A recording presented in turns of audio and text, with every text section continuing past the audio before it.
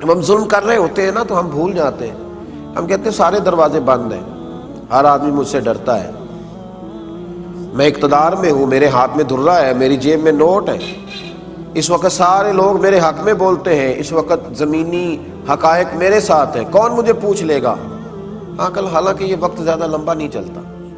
کوئی بھی نہ دیکھ رہا ہو تو عرش کا مالک تو دیکھ رہا ہوتا ہے، رب کریم تو دیکھ رہا ہوتا ہے نا، اللہ تبارک و تعالیٰ تو جانتا ہے نا یہ زیادتی کر رہا ہے۔ اللہ حضرت وہب ابن منبہ رحمت اللہ علیہ فرماتے ہیں بنی اسرائیل کا ایک شخص تھا بادشاہ، اس نے محل بنانا تھا، تو محل کا جب اس نے نقشہ تیار کرایا تو ایک بوڑھی کی جھونپڑی بھی محل کے اندر آ رہی تھی، بوڑھی کی جھونپڑی۔ تو وہ بادشاہ نے اس بوڑھی خاتون سے کہا کہ یہ جھونپڑی میرے ہاتھ بیچ دو، میرے محل کا نقشہ خراب ہوتا ہے۔ وہ خاتون کہنے لگی کہ میں بیاہ کے یہاں آئی تھی، چاہتی ہوں کہ میرا جنازہ ہی یہاں سے اٹھے، تو مہربانی کرو مجھے تکلیف نہ دو، میں پکا ہوا پھالوں، پتہ نہیں کب دنیا سے چلی جاؤں گی، مجھے اسی گھر میں رہنے دو، بیوہ ہوں، لاوارث ہوں، اولاد میری ہے نہیں، مجھے یہیں رہنے دو۔ لیکن جب لوگ ظلم پہ آئے ہوتے ہیں تو پھر انہیں یہ ساری چیزیں نظر نہیں آتی۔ اس نے کہا تجھے الگ سے مکان بنا دیں گے، 11 گنا رقم دے دیں گے، تو یہ میرے حوالے کر دے، مجھے دے دے۔ اب وہ بوڑھی خاتون تھی، یہ بزرگ جو ہوتے ہیں انہیں اپنی جھونپڑیوں سے بڑا پیار ہوتا ہے،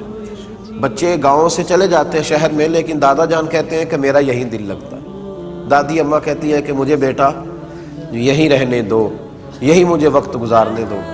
اس بوڑھی سے جب ضد کی تو بوڑھی کہنے لگی کہ میں نہیں جاؤں گی چھوڑ کے۔ اب تو اس نے باہر بھی گھر سے نکلنا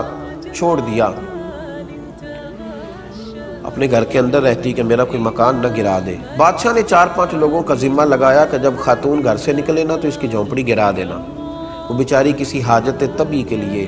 ضرورت کے لیے گھر سے باہر نکلی تھی کہ بلڈوزر آ گیا۔ وہ بڑے دن گھر میں رہی، لیکن جیسے ہی نکلی تو بڑی بڑی کرینیں آ گئی، اس غریب کی جھونپڑی گرا دی گئی۔ کچھ گھنٹوں کے بعد جب وہ لوٹی تو جس گھر میں زمانے بتائے تھے وہ گھر زمیں بوس ہو گیا، وہ گھر ٹوٹ گیا۔ اب اس نے درد کے ساتھ ایک چیخ ماری، اور حضرت وہب ابن منبہ کہتے ہیں کہ دعا اس نے ان لفظوں کے ساتھ کی، کہنے لگی اے اللہ میں تو موجود نہیں تھی پر تو تو موجود تھا نا،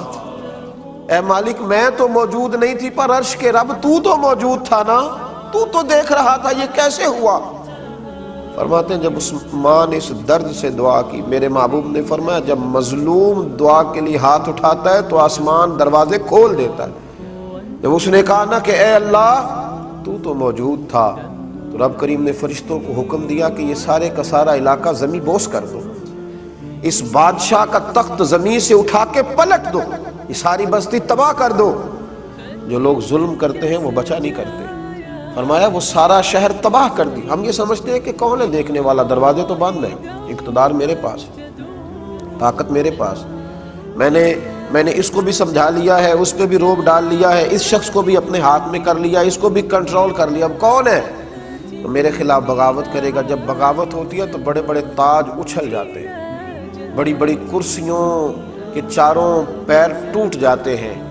بڑے بڑے اقتدار میں لوگ زنجیروں میں جکڑ دیے جاتے ہیں، بڑی بڑی آزمائشیں قریب آتی ہیں۔ ظلم نہ کریں کبھی بھی، اللہ تعالیٰ عہدہ دے، اقتدار دے، طاقت دے، دولت دے تو اسے اپنی سیاست نہ سمجھے، اسے خدا کا فضل سمجھے، اسے یہ نہ سمجھے کہ میں نے عقل کے زور پر، تعلیم کے زور پر اور اپنی اچھی منصوبہ بندی کے زور پر حاصل کر لیا، اسے اللہ کی توفیق جانے۔ جب تک انسان اللہ کی توفیق جانتا ہے تو نعمتیں محفوظ رہتی ہیں، اور جب وہ سمجھتا ہے کہ یہ تو میں نے جدوجہد کر کے حاصل کیا ہے، یہ تو میری عقل ہے، میرا شعور ہے، پھر زمیں بوس ہوتا ہے، پھر ظلم کرتا ہے، پھر تکلیف دیتا ہے۔ میرے رسول کریم صلی اللہ تعالی علیہ وآلہ وسلم نے ہمیں اس ظلم سے ہمیشہ منع کیا ہے، ہمیں محتاط رہنے کا کہا ہے، ہمیں کہا ہے کہ ہم احتیاط کے ساتھ وقت گزاریں، ہم اپنے شب و روز کا خیال کریں۔ ایران کا ایک بادشاہ تھا تو وہ شکار کے لیے نکلا، آپ کو پتہ ہے نا بادشاہوں کے شوق، اللہ خیر کرے، شکار کے لیے جانا ہے، سیر کے لیے جانا ہے، کئی ملکوں کے ویزے سپیر لے کے رکھنے ہیں، یہ آج بھی شوق پایا جاتا ہے لوگوں کے اندر، جیسے جیسے پیسے آتے جاتے ہیں نا شوق ذوق لمبے ہوتے جاتے ہیں۔ اس کا بھی شوق ذرا نرالا تھا، آگے بڑھنا ہے، یہ کرنا ہے، وہ کرنا ہے، تو وہ شکار کے لیے جایا کرتا تھا۔ ایک دفعہ دریا کے اس پار شکار کے لیے گیا، وہاں ایک بوڑھی خاتون رہتی تھی، تو اس کے پاس ایک گائے تھی، اس کو گائے سے بڑی محبت تھی، پیار تھا بڑا۔ وہ بڑے شوق سے اسے بلاتی، اسے گھاس کھلاتی، اس سے پیار کرتی، اس کے ساتھ کھیلتی۔ وہ چھوٹی سی بچیا تھی جب اس بوڑھی نے اس کو پالا تھا، بڑی فربا موٹی تازی گائے ہو گئی۔ بادشاہ کے ساتھ جب اس کے سپاہی گئے تو انہیں وہ گائے پسند آ گئی۔ بوڑھی سے کہنے لگے قیمت لے لو، ہمارے ہاتھ بیچ دو، یہ بڑی فربا ہے، ہم اس کا گوشت کھائیں گے۔ اس نے کہا کہ یہ صرف گائے نہیں، یہ تو میرے گھر کا فرد ہے، مجھے اس جانور سے بڑی محبت ہے، میرے ساتھ آتی جاتی ہے، اٹھتی بیٹھتی ہے، میں نے اسے چھوٹی عمر میں پالا ہے۔ وہ کہا اماں کیا بات کرتی ہو، جانور تو جانور ہوتا ہے، ہمارے ہاتھ بیچ دو۔ جب بوڑھی نہ مانی تو انہوں نے کہا تمہیں پتہ ہے ہم بادشاہ کے سپاہی ہیں، کو پتہ ہے نا شہزادے اور بڑے لوگوں کے بچے وہ تو کوئی کسی قانون کی پابندی نہیں کرتے، وہ تو قانون توڑنا ان کا شوق ہوتا ہے، تمہیں پتہ نہیں بادشاہ کے سپاہی ہیں۔ جبرن اس بوڑھی کی گائے لی، جبرن، ظلمن، اور پھر گائے لے کر کے اس کو ذبح کیا۔ بوڑھی کو جب پتہ چلا تو بڑا روئی۔ اس سے کسی نے کہا کہ یہ جو بادشاہ ہے نا یہ نرم دل ہے، احساس والا ہے، موت سے ڈرتا ہے، اسے خیال ہے کہ میں دنیا سے جاؤں گا، یہ تکلیف دے کے راضی نہیں ہوتا، تو کسی طریقے سے بادشاہ تک پہنچ۔ وہ خاتون بادشاہ واپس لوٹ رہا تھا تو دریا کے پل سے گزر رہا تھا، وہ بوڑھی اماں دریا کے پل پہ آ کے کھڑی ہو گئی۔ جب بادشاہ گھوڑے سمیت پل سے گزرنے لگا تو اس نے آگے بڑھ کے گھوڑے کی لگام تھام لی اور لگام تھام کے کہنے لگی بادشاہ تیرے سپاہی میری گائے ظلمن کھا گئے ہیں، یہ بتا کہ اس پل پر میری گائے کا حساب دینا ہے یا پل صراط پہ دینا ہے؟ تو بتا دے، یہ تیرے اوپر ہے کہ یہاں حساب دے گا کہ وہاں حساب دے گا، حساب تو دینا ہے، ظلم کا جواب تو دینا ہے، زیادتی کا بدلہ تو اب تو اختیار ہے تجھے کہ اسی پل پہ دے گا یا پل صراط پہ دے گا۔ تو لڑکھڑا کے نیچے گرا ایران کا بادشاہ، کہنے لگا اماں میں بڑا کمزور آدمی ہوں، میں تو یہاں بھی پورا حساب نہیں دے سکتا، وہاں کیسے دوں گا، تو میرے اوپر مہربانی کر اور یہیں تو حساب چکتا کر لے۔ کہا پھر میری گائے کا حساب دو۔ حساب تو میاں دینا ہے، جس نے گلی پہ بھی تھوڑا سا قبضہ کیا ہے اس نے بھی حساب دینا ہے، جس نے سرکاری زمین پہ بغیر سبب کے دکان بنا لی ہے اس نے بھی حساب دینا ہے، جس نے کسی دفاعی کام کے لیے مال حاصل کر کے ذاتی مفادات کے لیے استعمال کیا ہے حساب اس نے بھی دینا ہے، جس شخص نے ایک نیک آدمی کا لبادہ اوڑھ کر لوگوں کو اپنے پیچھے لگایا اور پھر ان سے ذاتی مفادات حاصل کیے حساب اس نے بھی دینا ہے، جس شخص نے لوگوں کو اچھے خواب دکھا کر حکومت حاصل کی اور لوگوں کو بڑے خوشنما باغات دکھا کر انہیں خوشبو کے پیچھے لگایا اور پھر ان لوگوں کے ساتھ زیادتی کی اس نے بھی حساب دینا ہے، جس شخص نے جو لباس پہن رکھا ہے، جو جس قسم کا ارادہ بنا رکھا ہے اور پھر وہ اس پر پورا نہیں اترتا حساب اس نے بھی دینا ہے، جس کو پتا تھا، جس کو پتا تھا،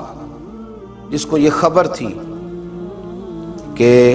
میرے گھر والے غلطی پہ ہیں اور میرے بھائی کے سسرال والے حق پہ ہیں، لیکن پھر بھی وہ اپنے ہی گھر والوں کی حمایت کرتا رہا اور پھر بھی ظلم اور جبر کا ساتھی بنا رہا، ظلم اور زیادتی پر تعاون کرتا رہا، اس نے بھی صبح قیامت حساب دینا ہے اور دینا ہے۔ رب کریم حساب لے گا۔ میرے نبی کریم علیہ الصلوۃ والسلام کے صحابی حضرت عبداللہ ابن مسعود رضی اللہ تعالیٰ عنہ فرمایا کرتے تھے دعا کرو اللہ ہم سے حساب نہ پوچھے، ہم سے حساب نہ پوچھے، جس سے حساب پوچھا گیا تو وہ الجھ جائے گا اور جسے اللہ تبارک و تعالیٰ بغیر حساب کے معاف کرے گا اسی کی معافی ہو سکے گی،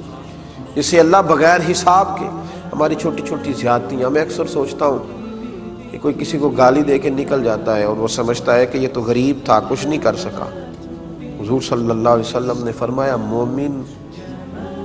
کو گالی دینا اعلانیہ گناہ ہے، مومن کو گالی دینا فسق ہے، اعلانیہ گناہ ہے مومن کو گالی دینا، اور فرمایا اس کے قتل کو جائز سمجھنا یہ کفر ہے۔ اعلانیہ گالی دے دینا مومن کو، اس کو تکلیف پہنچانا، اس کو اذیت دینا، اس کو پریشان کرنا، اس کو تکلیف دینا،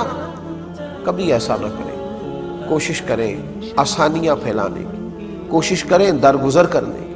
کوشش کریں نرم رویوں کی، کوشش کریں کہ کبھی بھی کچھ ایسا نہ ہو۔ بڑا معتدل سا، بڑا خوبصورت تھا حضرت ابوبکر صدیق رضی اللہ تعالیٰ عنہ کہتے ہیں کہ میں بیٹھا تھا نبی پاک صلی اللہ تعالیٰ علیہ وسلم کی بارگاہ میں، تو ایک شخص آیا، اس نے آ کر کے جناب صدیق اکبر رضی اللہ تعالیٰ عنہ کو برا بھلا کہنا شروع کر دیا۔ دیر تک اس نے جناب صدیق اکبر کو برا بھلا کہا، معاذ اللہ ثم معاذ اللہ، بڑی عجیب و غریب باتیں کی۔ حضرت صدیق اکبر خاموش رہے، چونکہ حضور علیہ السلام بھی تشریف فرما۔ جناب صدیق اکبر سنتے رہے، جب اس نے حد کر دی تو آپ بولے، دو چار جملوں کا آپ نے جواب دیا، دو چار جملوں کا آپ نے جواب دیا، اللہ اکبر۔ تو نبی پاک صلی اللہ علیہ وسلم اٹھے اور اٹھ کر کے رسول کریم صلی اللہ علیہ وسلم باہر تشریف لے گئے کمرے سے، تو وہ شخص دوڑا، حضرت باہر نکلا، حضرت ابوبکر صدیق بھی نکلے اور حضور کے پیچھے جا کے عرض کرنے لگے، یا رسول اللہ صلی اللہ علیہ وسلم، جب تک وہ مجھے برا بھلا کہتا رہا میں سنتا رہا، حضور میں نے تو دو باتیں کی تو آپ تشریف لے آئے۔ تو نبی پاک علیہ السلام نے فرمایا، ابوبکر جب تک تو چپ تھا تیری طرف سے فرشتہ جواب دے رہا تھا، اور تیرے سرانے کھڑا ہو کے فرشتہ کہہ رہا تھا کہ ابوبکر تو اس طرح کا نہیں، ابوبکر تو ایسا نہیں جیسا تم کہہ رہے۔ وہ جب بھی بات کرتا تو فرشتہ کہتا تھا صدیق ایسے نہیں ہے۔ تو فرمایا جب تم نے خود بولنا شروع کیا تو فرشتہ اٹھ کے چلا گیا تو میں بھی آ گیا، وہ رخصت ہوا ہے تو میں بھی۔ تو ہم یہ کیوں پروگرام بناتے ہیں کہ میں نے ان کا جواب پتھر سے ہی دینا ہے؟ ہمیں احتیاط کرنی چاہیے، کہیں ظلم، کوئی زیادتی، کوئی ایسی بات، کوئی ایسا فکرہ، کچھ ایسا ہم سے ہو نہ جائے۔ اتنی خوبصورت وہ حدیث ہے، حضرت سلمان فارسی رضی اللہ تعالیٰ عنہ اس حدیث کے راوی ہیں۔ آپ ارشاد فرماتے ہیں کہ نبی پاک صلی اللہ علیہ وسلم ذرا ذرا سی باتوں پر احتیاط کرتے۔ بدر کے دن حضور صفے سیدھی کرا رہے تھے، صفے سیدھی کرا رہے تھے، تو صفے سیدھی کراتے کراتے نا حضور نے فرمایا ہاتھ میں چھڑی رہتی تھی، تو نبی پاک صلی اللہ علیہ وسلم نا ذرا ذرا کسی شخص کو دیکھتے تو اس کو چھڑی لگاتے، تو پیچھے ہو جا، تو تھوڑا آگے ہو جا۔ ایک صحابی کا پیٹ بڑا تھا، نبی پاک صلی اللہ تعالیٰ علیہ وسلم نے چھڑی لگائی، فرمایا ذرا پیچھے ہٹ جا۔ اس نے ہائے کی، سی کی آواز نکالی، درد محسوس ہوا۔ میرے محبوب فوراً کھڑے ہو گئے، فرمایا تجھے میری چھڑی سے تکلیف ہوئی ہے؟ یہاں لوگ گاڑی کا ایکسیڈنٹ کر کے بھی کہتے ہیں کہ کیا ہو گیا ہے، وہاں ذرا بریک نہیں لگی تمہیں، مطلب یہ کہ اب کیا ہو گیا، اٹھ جاؤ، ختم ہو گئی بات۔ تو پتہ نہیں کہ تم موٹر سائیکل کے غریب آدمی ہو اور میں 1.25 کروڑ کی پجاروں پہ بیٹھا ہوں، تم گر گئے تو ختم ہو گئی بات۔ چھڑی لگی، صفے سیدھی کراتے تو رسول رحمت علیہ السلام نے فرمایا تمہیں تکلیف ہوئی؟ عرض کی حضور ہوئی ہے۔ نبی پاک علیہ السلام نے فرمایا مجھ سے آج ہی بدلہ لے لے، قیامت میں سوال نہ کرنا، آج ہی بدلہ لے۔